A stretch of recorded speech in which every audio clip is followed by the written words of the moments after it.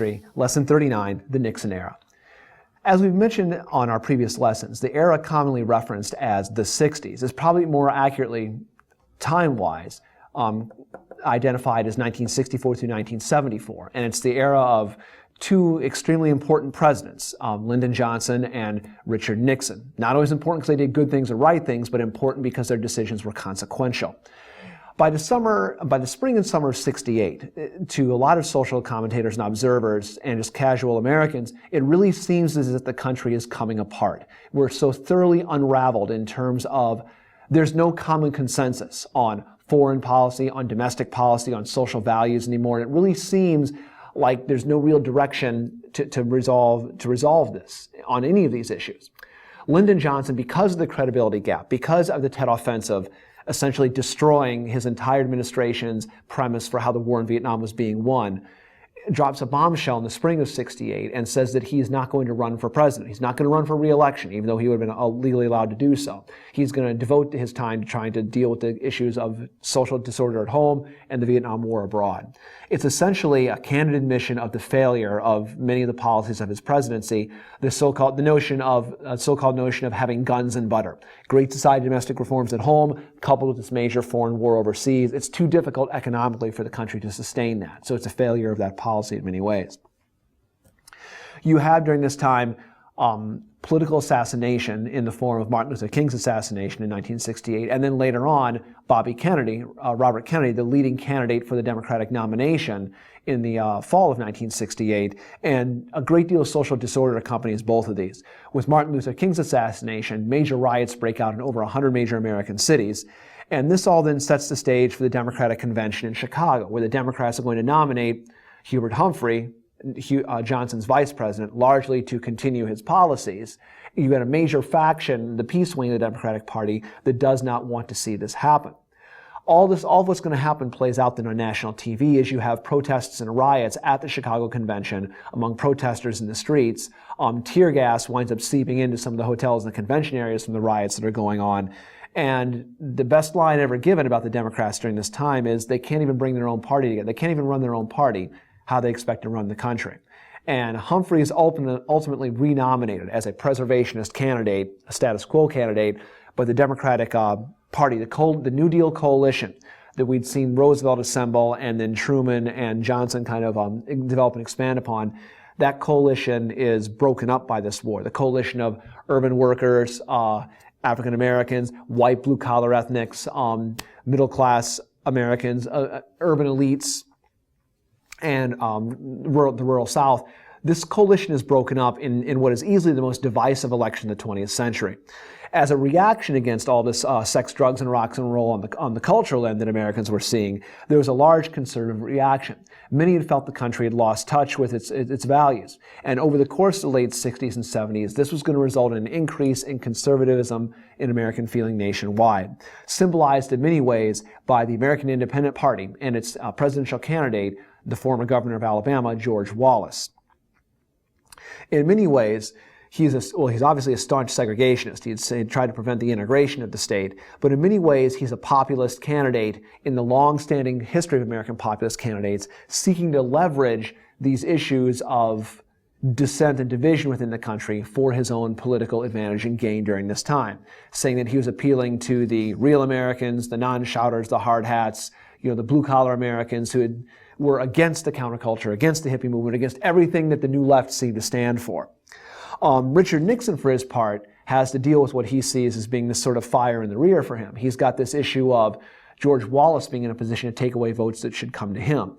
So it's going to lead him to develop a strategy he'll use far more effectively in his next election, a so-called Southern strategy of trying to appeal to the white South on slowing down issues of desegregation and integration and busing within northern communities to try to allow home districts to integrate on their own timetable, which might mean not integrate at all. But the code that he was using was trying to appeal to southern whites for votes. That would come in his next term. In this term, he sees reason to put that strategy together. His real movement is going to be on what he claimed was his secret plan to end the Vietnam War that he had, which he later on was able to admit was sort of a secret lie. He had no plan in the war, but that was his campaign strategy, was he had a secret plan that he could engage in to end the war. He wins a narrowly divided election. Even with all the hostility towards Humphrey, division among the Democrats, he wins a narrowly divided election. And then upon assuming the White House, over time, Johnson's war will become Nixon's war. In fact, by the time the Vietnam War ends, we fight longer under Richard Nixon than we fought under Lyndon Johnson. So the war will drag on for 6 more years. Johnson will start, though, to engage in a policy that he calls Vietnamization.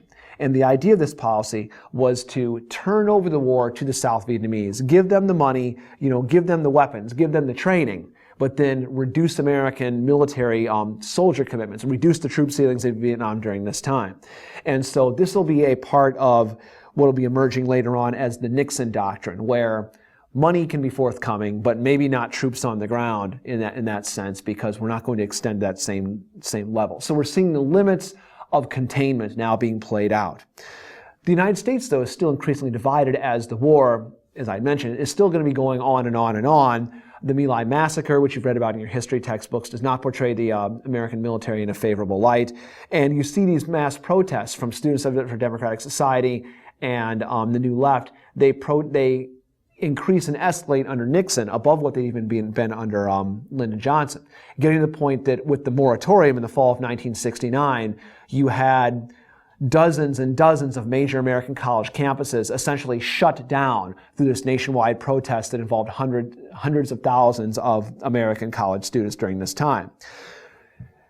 In response to this, the country is dividing, as you see with the Kent State and Jackson State issues. National Guardsmen being deployed in these college campuses to try to restore order in these areas and keep protests getting out of hand.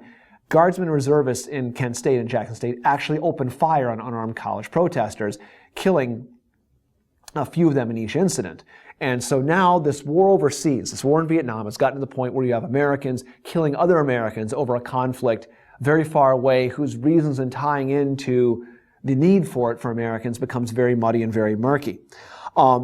Nixon, as part of his frustration with ending the war, decides that to end it, he has to escalate the war. And in so doing, he begins bombing in Cambodia because his concern was the North Vietnamese were shuttling troops and supplies through Cambodia into South Vietnam. So to reduce the war, Johnson's initial strategy is to try to widen it. And he secretly bombs and sends American troops into both Laos and Cambodia. When word of this goes public, the anti-war movement just hits the ceiling. And so you see this is when it completely does become Nixon's war over being Johnson's war anymore. And this Cambodian escalation is ultimately going to lead to the release in many ways of the Pentagon Papers. And you see a Defense Department analyst release these papers which laid out the American foreign policy establishment's thinking on the Vietnam War and the reasons to get into it and the fact that they'd been deceiving the American public both on the nature of the war, the history of why we got in, and what our chances for winning were. And so all this is going to portray the administration in a very negative light. Even though the Pentagon Papers dealt more with Johnson's mistakes than Nixon's, Nixon is going to personalize that conflict and identify that as being a threat to the White House, to any White House. Even though he could have very easily just brushed it off and said the Johnson people were wrong, he did not do so. Ultimately, through escalating the war and increasing the bombing in Vietnam at the same time, Nixon is able to finally get a peace accord hammered out in 1973 and gets what he called peace with honor, which was getting American troops out of Vietnam without being chased out. 2 years later, in 1975, the government of South Vietnam will fall to North Vietnamese and the U.S. will do nothing. We've washed our hands of it and we don't want to go back and are not going to go back to this chapter. They're largely closing this chapter of history on it. The constitutional legacy of the Vietnam War winds up being a Congress that wants to reassert its powers. The Congress that was so willing to give the president almost unlimited powers through the Gulf of Tonkin resolution has decided to retrench against that, and through the War Powers Act of 1973 is going to try to place a constraint on the use of troops by the president. To boil it down an awful lot, what the War Powers Act is going to say is that troops the president deploys into combat without a declaration of war have to be withdrawn within 90 days unless they do get a declaration of war from Congress. So it's designed to be a check or limitation on the sort of unlimited power that Congress had so willingly given away, having learned their lesson that maybe that's not what they really should or want to do.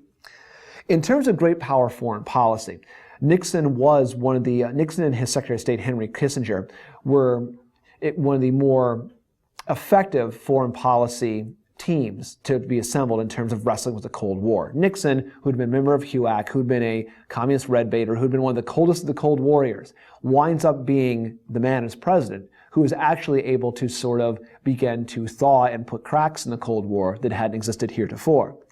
And the name for this policy was called détente or relaxation. It would be another name for it, their nickname for it, I guess. And what détente was a policy of easing Cold War tensions. And Nixon and Kissinger used a foreign policy model they called triangular diplomacy. And the idea was they break the communist modelist model, saying that all communists are the same, and they realize that Chinese communists and Russian communists have very different interests. They don't all line up. And so they start to try to play them off against one another, get close and sign a trade agreement, say, with China, which might get Russia's attention. Russia could come in and say, well, okay, you've got this trade agreement. What can we do to sort of get you a little closer to our side, because the idea is no one wants to be the odd nation state out. So by doing this, Nixon is able to work both of these powers into getting some concessions and improving diplomatic relations with both leaders. He famously goes to China in 1972 and opens relations, recognizes Red China as the government of the government of the Chinese state, and it's a major foreign policy coup. It's the most significant victory of the Nixon administration. But through pushing with this, he uses this relation in many ways as a lever to gain concessions from the Soviet Union. And with the Strategic Arms Limitation or SALT Treaty of 1972, U.S. and Soviet negotiators are able to put a freeze on the amount of ballistic nuclear weapons that are being in play and being made fully operational. So we're seeing more disarmament. The old test ban treaty is one thing, but actual weapons are being deployed, getting to put limits on those is definitely a positive step in the right direction for global peace and also global security when there were enough weapons on the planet to destroy the planet many times over. And so great power foreign policy works greatly to Nixon's advantage. The so-called ping-pong diplomacy of friendship exchanges, cultural exchanges with the Chinese, Chinese scholarship exchanges to the United States, and doing the same thing with the Soviet Union were a way to try to manipulate both of these great communist powers in a non-monolithic fashion, and in so doing, maybe ease some of the dangers and tensions of the dangerous Cold War situation when all sides possess enough weapons to really do, world-ending destructive damage to themselves, so to the entire planet.